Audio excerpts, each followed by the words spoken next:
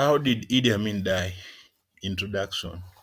One of the most frequently searched questions on Google regarding Idi Amin is how did Idi Amin die? Other popular queries include what happened to Idi Amin after he lost power? Did Idi Amin live in Saudi Arabia? What were Idi Amin's last word and what was Idi Amin's life like in exile? In this comprehensive account, we will answer this question by exploring Idi Amin's early life, his rise and fall from power, his years in Saudi Arabia, and circumstances surrounding his death. First, let's start with early life. Idi Amin early life. Idi Amin was born in 1925 into the Muslim Kakwa tribe in Koboko, northwestern Uganda, near the borders of what is now known as Democratic Republic of Congo and Sudan. His upbringing was humble and he had a limited formal education. Amin's early life was characterized by traditional tribal life and the influence of Islam, which played a significant role throughout his life. Amin joined British colonial army, the King's African Rifle, where he served with distinction. His tall structure and imposing presence combined with his skill as a soldier helped him rise through the ranks. During World War II, he served in Burma, now known as Myanmar, and later in Kenya during the Mau Mau uprising. These military experiences honored his leadership ability and laid the groundwork for his future role as political leader. How did Idi Amin lose power? Amin reign as the president of Uganda began in 1971 when he seized power from President Milton Obote through a military coup. His rule was marked by brutal suppression of dissent, widespread human rights abuses, and economic mismanagement. Amin's erratic, violent behavior led to international condemnation, but he managed to maintain his grip on power through sheer force and fear. In 1978, Amin made a fatal mistake of invading Tanzania, prompting a strong military response. Tanzania forces, along with Uganda rebels, launched a counter-offensive which culminated in the storming of Kampala, Uganda capital, in 1979. Unable to withstand the assault, Amin fled the country, marking the end of his 8-year reign of terror. Idi Amin in Saudi Arabia. After his ouster, Amin first fled to Libya, where he sought refuge with Muammar Gaddafi. However, his stay in Libya was short-lived. Gaddafi, who had previously been an ally, turned against Amin due to his alliance with Tanzanian leader Julius Nyerere, who was also Amin's enemy. Feeling unsafe in Libya, Amin demanded a flight to Saudi Arabia, where he was granted asylum.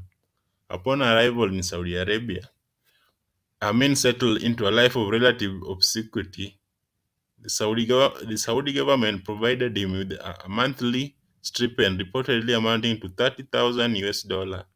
Despite his controversial past, Amin claimed he did not flee Uganda with a state fund, insisting he was content with his financial support, which he used to pay school fees for orphan relatives in Uganda and help the needy children.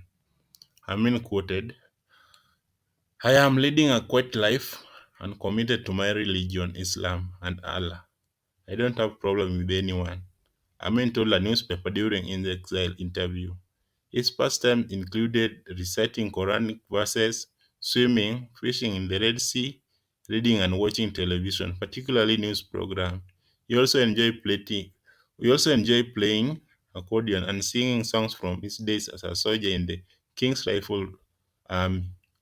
Amin maintained a semblance of his former life by importing his favorite Uganda foodstuff, including cassava flour, fresh millet, and matoke, a green banana. Despite his notorious reputation, he managed to adapt to his new life in Saudi Arabia.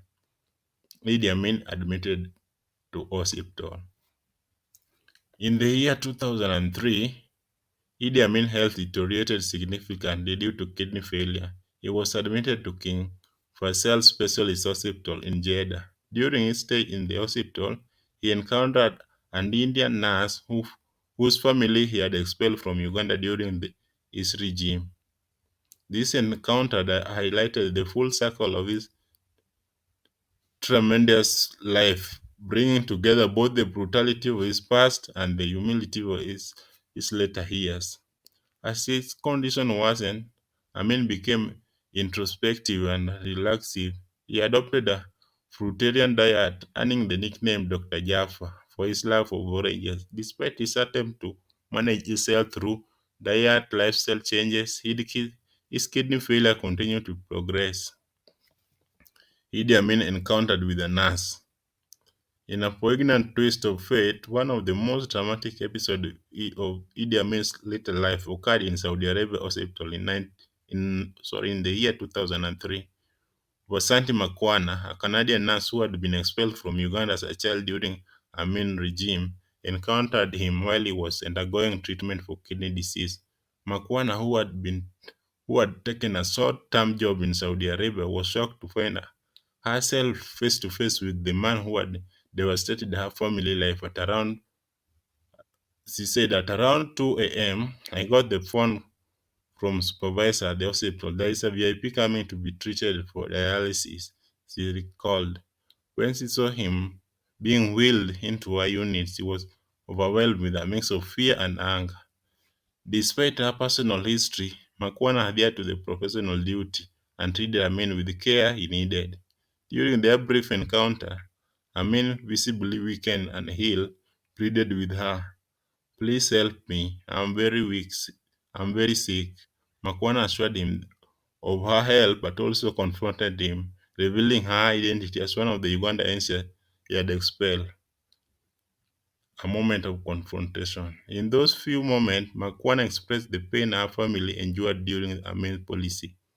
She told him about her father, who had never forgiven Amin for uprooting their lives. Amin reportedly looked at her with a sense of acknowledgement and remorse. This encounter lifted a significant emotional weight from Makwana, allowing her to find a sense of closure and compassion for the man who had once been a monster in her childhood. Idi Amin final days and Idi Amin last word. Idi Amin died of multiple organ failure due to kidney disease on August 16th, the year 2003, at the age of 78. His death marked the end of a controversial, brutal chapter in Uganda's history. He was buried in Royce Cemetery in Jeddah, in a relatively modest funeral attended by family and a few close associates. His final years, Amin often expressed regret for some of his actions, and he urged his children to love one another and remain together. This sentiment contrasted sharply with his early life, characterized by violence and division. Despite his notorious past, Amin's last word reflects a desire for reconciliation and unity among his family. His prayer for familial love and togetherness highlights a softer side that was rarely visible during his brutal regime. This message, coming from a man responsible for a significant suffering, serves as a poignant reminder of the complexity of human nature and the potential of redemption. Amin final word therefore offer a glimpse into his reflection in life and his hope for a more peaceful legacy through his descendants. Conclusion. Idi Amin's life is a study in contrast, from a humble beginning to feared dictator and finally to exiled former leader living in a quiet life in Saudi Arabia. His rise to power was marked by military prowess, political cunning, but his downfall was brought about by international isolation and military defeat. In exile, he lived a relatively comfortable life, financially supported by Saudi government, yet he remained a controversial figure until his death. Our main story continued to be a subject of interest and research, reflecting on complexity of power, the impact of leadership styles, and the consequences of authoritarian rule. Understanding his life legacy provides a valuable insight into the dynamics of political power, enduring effects of leadership decision on a nation history. Thank you very much.